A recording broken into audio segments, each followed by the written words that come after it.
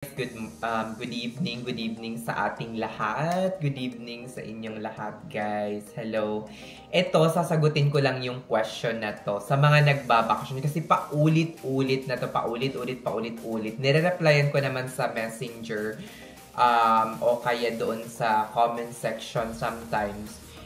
Ang parating pangutana or pangutana, nahawa na ako sa parating tanong sa akin is, I think nakailan na ba ako umuwi ng Pilipinas? Siguro mga nakadalawa or nakatatlo na in 2 years.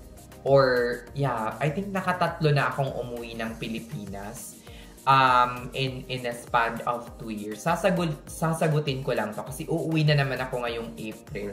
Kung kailangan ba talaga daw ng magbayad ng travel tax kapag palabas ka ng bansa. Kasi the only time naman na na-exempt tayo sa travel tax dati, nung OFW pa tayo sa ibang bansa, the only time na nagiging tax exempted or travel tax exempted tayo is meron tayong OEC, diba? So kung may OEC ka, hindi ka magbabayad ng travel tax. Ngayon na wala na tayong OEC, ang pangutana ng isa nating kunars or kabayan, kung magbabayad ba daw tayo ng travel tax. Ito yung sagot. Yes or no? No, kasi for example, in our case, ito. Pag citizen, talagang hindi ka magbabayad ng travel tax kasi hindi ka na Philippine passport holder. Pero ikaw, Philippine passport holder ka pa. Supposedly, magbabayad ka talaga ng travel tax every time lalabas ka ng bansa. The only exemption is kapag meron kang OEC. Wala ka ng OEC. So, magbabayad ka talaga. But, there are exemption again. For permanent resident ng ibang bansa, kung PR ka ng ibang bansa like Canada, meron kang green card holder sa US, meron kang green card ka sa US, permanent resident ka dito, o kaya permanent resident ka ata sa UK, yun, may exemption doon. If you stayed in the Philippines for less than 1 year, in which di naman siguro kayo magtatagal kasi nga permanent resident kayo, hindi kayo nagtatagal ng for more than 6 months sa mga trip ninyo. So for sure, less than a year yung inyong trip. So if you stayed less than a year in the Philippines, you will be exempted from paying the travel tax. Anong gagawin pagdating ng airport? Pagdating nyo sa airport, ang gagawin ninyo is punta muna kayo sa check-in counter, check-in kayo, ganyan-ganyan. After nun, sasabihan kayo ng check-in agent na pumunta sa ganun parating ginagawa ko, na pumunta sa travel tax counter para kumuha ng travel tax exemption. Ano ang ibibigay ninyo sa travel tax counter? Your passport, your permanent residency card. Yun lang. That's it. Titingnan lang nila yung port of entry mo or date of entry mo sa Pinas, making sure na less than a year ka talaga nagstay sa Philippines. Once all documents is determined na okay, less than a year ka nagstay, PR ka sa ibang bansa, that's it. Bibigyan ka nila ng parang green na receipt.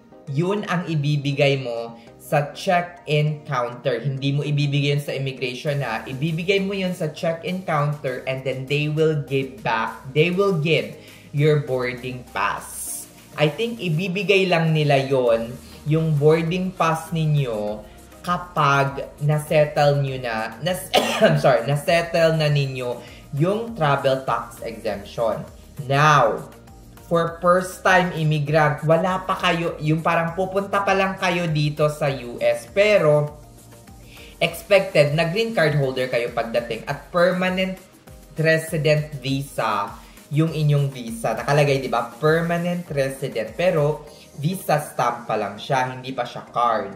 For first-time immigrant na palabas ng bansa at wala pang green card, first time kayong lalabas as an immigrant palabas ng Pilipinas at papunta dito sa Amerika, you need to pay the travel tax. Again, you need to pay the travel tax. Okay? Para sa magbabakasyon lang na mga green card holder, pauwi ng Pilipinas, tapos pabalik ng Amerika, you don't have to pay. Pero kung first entry nyo pa lang from the Philippines papuntang papuntang Amerika, you need to pay the travel tax. Okay? So, para tapos na tayo doon. Kasi yung iba, sinasabi nila na pang citizen lang yung travel tax, ganyan-ganyan, na exemption, hindi. For permanent resident who stayed in the Philippines for less than a year, you will not pay the travel tax. But, you still need to go to the travel tax counter to get your travel tax exemption receipt, which is yung green na ibibigay ninyo sa check-in counter. Tapos ibibigay nila yung boarding pass ninyo sa inyo. Yun. Ang anong documents ang ibibigay? Passport and green card. That's it. Hindi ko pa siya naggawa na parang pumunta muna sa travel tax counter. Usually, pumunta muna ako sa check-in counter and then babalik ako and then babalik na pupunta sa check-in counter. Then, after that, they will instruct me to go to the travel tax counter and then babalik ng check-in agent. I-try ko nga kung uuwi ako ng Pilipinas this year, kung pwedeng pumunta muna sa travel tax counter para ready na siya pag nag-check-in ako. Kasi nakakahiya din na sumingit ulit sa pila.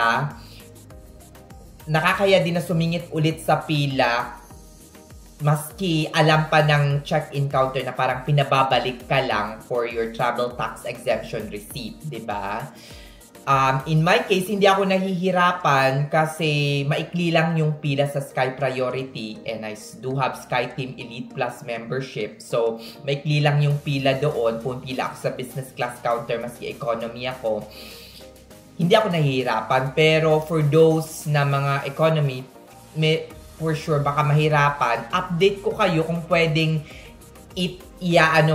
kukuha muna ng travel tax counter, travel tax exemption sa travel tax counter and then go to the check-in counter. I think much better yung ganun, 'di ba? Para hindi tayo pabalik-balik sa check-in counter. 'Di ba?